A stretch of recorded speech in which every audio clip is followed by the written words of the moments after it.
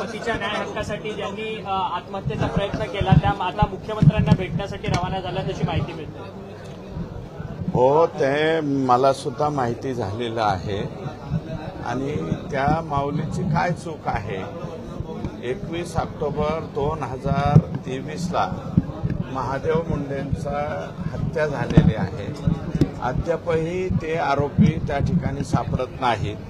म्हणून आता विष पिऊन झालं आणि माननीय मुख्यमंत्र्यांनी वेळ दिलेली आहे तर निश्चितपणे ते त्यांचं गाऱ्हाणं जे आहे ते मुख्यमंत्र्यांच्या पुढे मांडते आणि ते मांडल्याच्या नंतर त्यांना न्याय मिळेल अशी अपेक्षा आहे। अण्णा, रोहित पवार देखील काल मस्साजोगला जाऊन आले। ते देखील म्हणतात की आकाचे संपूर्ण जी काही टोळी आहे ती आता देखील सक्रिय आहे। आका जेलमधून सगळं आपला कारभार हाकतो असं ते म्हणतात आहेत। तुम्ही देखील वारंवार सांगतात की मोबाईल सापडले, त्यांना फॅसिलिटी मिळतात आहेत आतमध्ये। हे याच्यावरती मी यापूर्वी बऱ्याच वेळा बोललेलो आहे, त्यामुळे आता बोलायचं नाही। परंतु जेलमधून एक स्पेशल फोन, आता तो फोन सुद्धा सापडलेला आहे आणि विनंती एकच राहील, मी मुख्यमंत्री महोदयांना भेटणार आहे की तो जो छोटा फोन जे आका वापरत होते त्या आकाने जो फोन वापरलेला आहे त्याचे डिटेल्स जर घेतले तर याच्यामधलं सगळं काही जे आहे ते बाहेर पडेल। महादेव मुंडेंचं हे जे प्रकरण आहे हे प्रकरण सुरुवातीला मी स्वतःच त्या ठिकाणी काढलेलं आहे। तत्पूर्वी कोणी या प्रकरणावरती बोलत नव्हतं, सर्वात अगोदर मी बोललेलो आहे। अजित पवारांनी धनंजय मुंडे यांना पुन्हा मंत्रिमंडळात घेण्याचे संकेत दिलेले आहेत। या सगळ्या गोष्टीकडे कसं पाहता? कारण की त्यांना दिलासा मिळालाय, न्यायालयीन दिलासा कृषी घोटाळा। नाही, अजून त्या बाबतीत मी काही बोलू शकत नाही, तो त्यांच्या पक्षाचा प्रश्न आहे।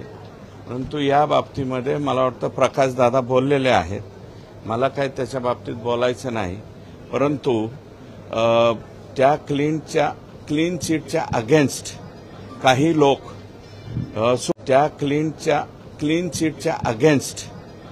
लोक सुप्रीम कोर्टामध्ये त्या ठिकाणी जाणार। सोमनाथ सूर्यवंशी प्रकरणामध्ये आता सुप्रीम कोर्टाचा एक महत्त्वाचा निकाल आलेला आहे। सुप्रीम कोर्टाने उच्च न्यायालयाचा निकाल जो आहे तो कायम ठेवत पोलिसांवरती गुन्हे दाखल करा असे आदेश दिले। या बाबतीमध्ये माननीय मुख्यमंत्री महोदय निर्णय घेतील।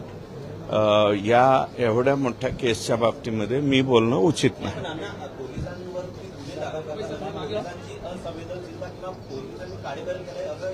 हे प्रकरण फार बदलापूरच्या बाबतीतलं आहे, मोठं प्रकरण आहे।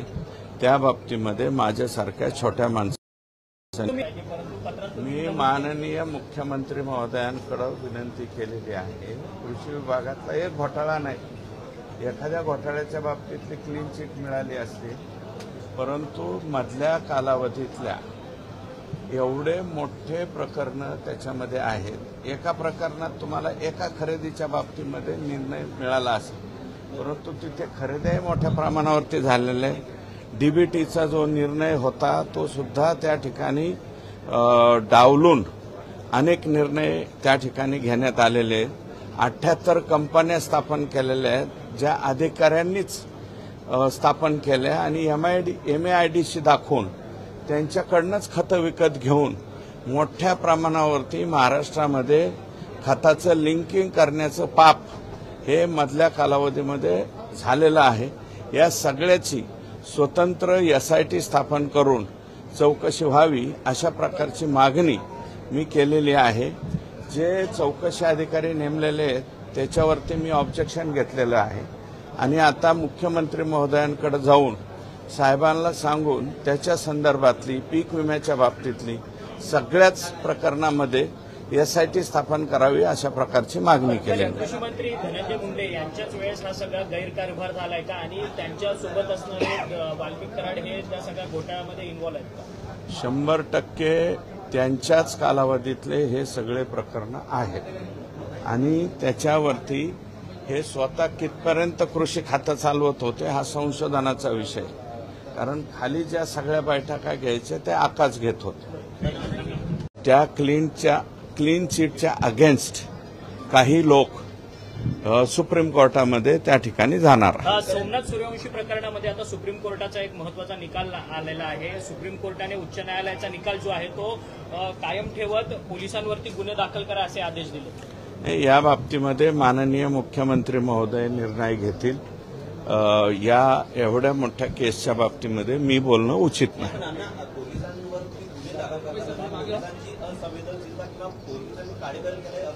हे प्रकरण फार बदलापूरच्या बाबतीतलं आहे, मोठं प्रकरण आहे. त्या बाबतीमध्ये माझ्यासारख्या छोट्या माणसांनी मी माननीय मुख्यमंत्री महोदयांकडे विनंती केलेली आहे. कृषी विभागातला एक घोटाळा नाही, एखाद्या घोटाळ्याच्या बाबतीतली क्लीन चिट मिळाली असती, परंतु मधल्या कालावधीतल्या एवढे मोठे प्रकरण त्याच्यामध्ये आहेत. एका प्रकरणात तुम्हाला एका खरेदीच्या बाबतीमध्ये निर्णय मिळाला असेल, परंतु तिथे खरेदी मोठ्या प्रमाणावरती झालेल्या आहे. डीबीटीचा जो निर्णय होता तो सुद्धा त्या ठिकाणी डावलून अनेक निर्णय त्या ठिकाणी घेण्यात आलेले आहेत. 78 कंपन्या स्थापन केलेल्या आहेत, ज्या अधिकाऱ्यांनीच स्थापन केल्या आणि MAIDC दाखवून त्यांच्याकडनंच खतं विकत घेऊन मोठ्या प्रमाणावरती महाराष्ट्रामध्ये खताचं लिंकिंग करण्याचं पाप हे मधल्या कालावधीमध्ये झालेलं आहे. या सगळ्याची स्वतंत्र SIT स्थापन करून चौकशी व्हावी अशा प्रकारची मागणी मी केलेली आहे. जे चौकशी अधिकारी नेमलेले आहेत त्याच्यावरती मी ऑब्जेक्शन घेतलेलं आहे आणि आता मुख्यमंत्री महोदयांकडे जाऊन साहेबांना सांगून त्याच्या संदर्भातली पीक विम्याच्या बाबतीतली सगळ्याच प्रकरणामध्ये SIT स्थापन करावी अशा प्रकारची मागणी केली. कृषी मंत्री धनंजय मुंडे यांच्याच वेळेस हा सगळा गैरकारभार झालाय का आणि त्यांच्यासोबत असणारे वाल्मिक कराड हे त्या सगळ्या घोटाळ्यामध्ये इन्व्हॉल्व आहेत का? 100% त्यांच्याच कालावधीतले हे सगळे प्रकरण आहेत आणि त्याच्यावरती हे स्वतः कितपर्यंत कृषी खातं चालवत होते हा संशोधनाचा विषय. कारण खाली ज्या सगळ्या बैठका घ्यायच्या त्या आकाश घेत होते. पतीच्या न्याय हक्कासाठी ज्यांनी आत्महत्येचा प्रयत्न केला त्या आता मुख्यमंत्र्यांना भेटण्यासाठी रवाना झाल्या तशी माहिती मिळते. हो, ते मला सुद्धा माहिती झालेलं आहे आणि त्या माऊलीची काय चूक आहे. 21 ऑक्टोबर 2023ला महादेव मुंडेंचा हत्या झालेली आहे. अद्यापही ते आरोपी त्या ठिकाणी सापडत नाहीत. म्हणून आता विष पिऊन झालं आणि माननीय मुख्यमंत्र्यांनी वेळ दिलेली आहे. तर निश्चितपणे ते त्यांचं गाऱ्हाणं जे आहे ते मुख्यमंत्र्यांच्या पुढं मांडतील आणि ते मांडल्याच्या नंतर त्यांना न्याय मिळेल अशी अपेक्षा आहे. अण्णा, रोहित पवार देखील काल मस्साजोगला जाऊन आले. ते देखील म्हणतात की आकाचे संपूर्ण जी काही टोळी आहे ती आता देखील सक्रिय आहे. आका जेलमधलं सगळं आपला कारभार हाकतो असं ते म्हणतात आहेत. तुम्ही देखील वारंवार सांगतात की मोबाईल सापडले, त्यांना फॅसिलिटी मिळतात आहेत आतमध्ये.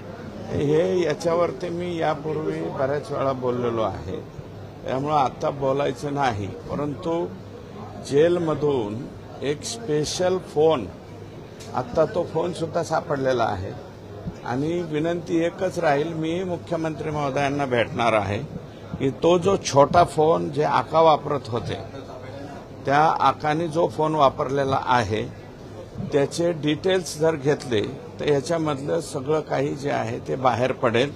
महादेव मुंडेंचं हे जे प्रकरण आहे हे प्रकरण सुरुवातीला मी स्वतःच त्या ठिकाणी काढलेलं आहे. तत्पूर्वी कोणी या प्रकरणावरती बोलत नव्हतं, सर्वात अगोदर मी बोललेलो आहे. अजित पवारांनी धनंजय मुंडे यांना पुन्हा मंत्रिमंडळात घेण्याचे संकेत दिलेले आहेत. या सगळ्या गोष्टीकडे कसं पाहता? कारण की त्यांना दिलासा मिळालाय, न्यायालयीन दिलासा कृषी घोटाळ्यामध्ये. नाही, अजून त्या बाबतीत मी काही बोलू शकत नाही, तो त्यांच्या पक्षाचा प्रश्न आहे.